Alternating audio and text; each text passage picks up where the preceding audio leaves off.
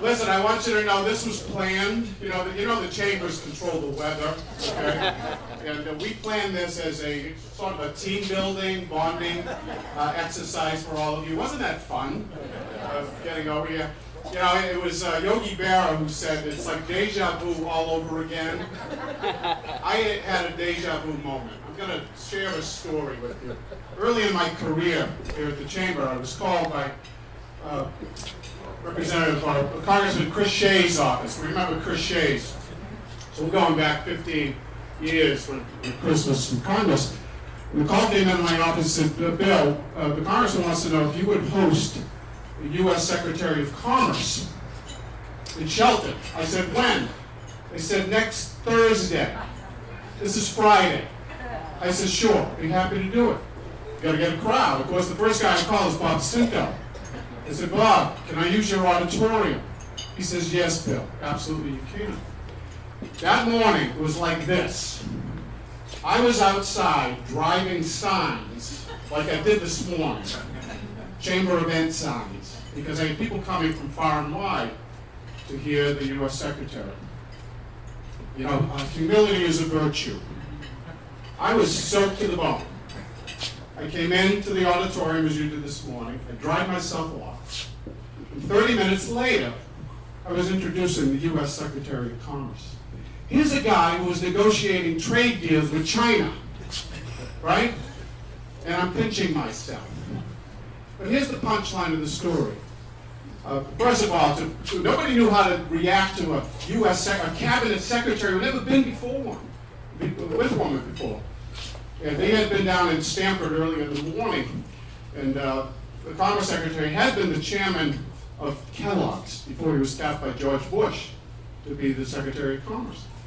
And there was so much tension in the room, and I said, Mr. Secretary, I don't know what they served you for breakfast in Stamford, but up here in our valley, it's the breakfast of champions. So I put the box of cereal. All the tension went out of the room. But here's the punchline. A week later, I got a form letter with a stamp. Thank you so much for hosting me. 3 days later, I got a personal note. Dear Bill, thank you so much for the book about Shelton. You have a great community with an illustrious past and a promising future. I framed that letter because I said, this is a man, this is a leader worth following. And what a story he had. It's from Cuba. Carlos Gutierrez. Look him up. Carlos Gutierrez left Cuba before Castro came into power. Went to work as a salesman for the Kellogg's company. Became the chairman of the board. And then was tapped by the president to be the U.S. Secretary of Commerce. What an extraordinary story. I have that same feeling today. The same sense of joy in introducing three leaders that are worth following. Bob Cinto, Chandler Howard, and my dear friend Ed Schulte. Let me tell you another story. One of my joys of this work is to help our businesses to celebrate their grand openings, celebrate new businesses. That's my job, right, is to encourage new business formation. That's your job, Jenna, and Bob's as well. We opened up a little restaurant in downtown Ansonia a few weeks ago. It's called the Valley Eatery. There's a young lady from South America who moved up here, settled in New York, found her way up to Waterbury, and then finally found her dream come true in downtown Ansonia. She opened up the Valley Eatery. Here's the point of this story. In the place that you would least suspect a message like this. But adorned across the wall was this inscription: the meaning of life is to find your gift.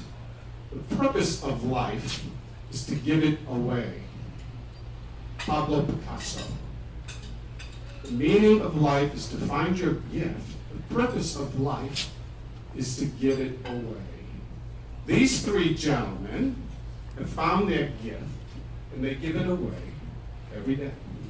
Every day. So I'm going to call them up. We have the three bar stools. You know, they say it's 5 o'clock somewhere in the world. So we have 3 bar stools set up here.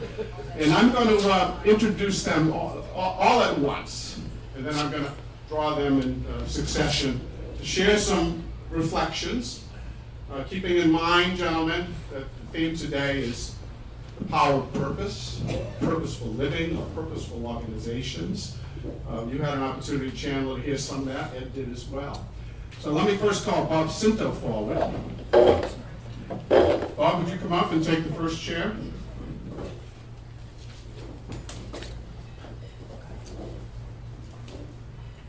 I just saw a hole in my socks. I want to everyone to know I got a So you hole. can walk backwards, jump over here. He's going to do a Michael. How am I going to sit here? You know? He's doing the Michael Jackson shuffle. So,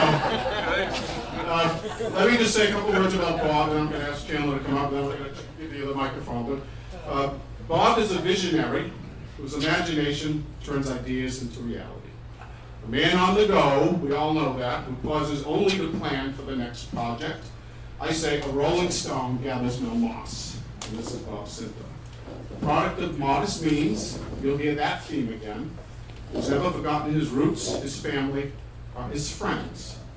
Bob began his career in commercial real estate with the rehab of a 3-family house in Bridgeport 40 years ago, and now presides over the ownership and management of 40 buildings throughout Fairfield County. About 4 million square feet, Bob, somewhere in that order.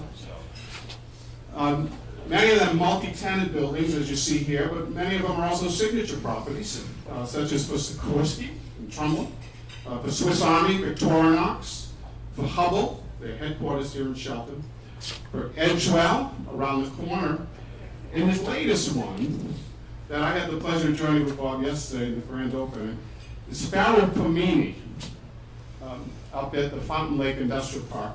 If you get a chance, pick up today's New Haven Register. You'll see Farrell Pomini cuts ribbon on new headquarters, where the past meets the future. Farrell Pomini is 169 years old. They've been in downtown, they've been a fixture in the valley. At one point employed 2,000 people. Today they employ about 100. They are in this magnificent new headquarters that this gentleman built, had the vision to see value in a mountain where others couldn't see value. It's an extraordinary partnership. This place, Bob, is like something that Apple would build, or Google. And this is a company that builds industrial machinery for the plastics industry. We're going to do a party up there. You're going to come and speak. But I'll tell you, there were 50 customers from the world over that spent 2 days here in our valley to see this wonderful property that Bob made happen, turning vision into reality. Chandler Howard is here. Chandler, would you come up? Take the middle chair. And Chandler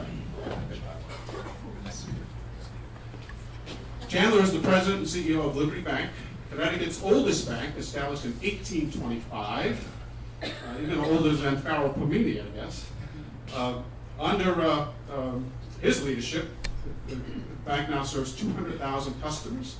It has 55 retail banking locations, staffed and supported by 700 plus employees, 4.5 billion in assets, the largest locally owned bank with headquarters here in our state. Liberty's strength is, well, I won't go over there. I'm going to just share a personal story. I first met Chandler, it was back in January 2016, when the bank had grown by acquisition. It had purchased the old Naugatuck Valley Savings and Loan. And I went up into downtown Naugatuck. And Chandler was there. And I was so struck by that moment. He got up and that morning distributed $25,000 in grants to a number of valley-based institutions. But he knew everybody's story. He had done the research. He knew what team did. He knew what the Boys and Girls Club was doing. He knew it on a personal level.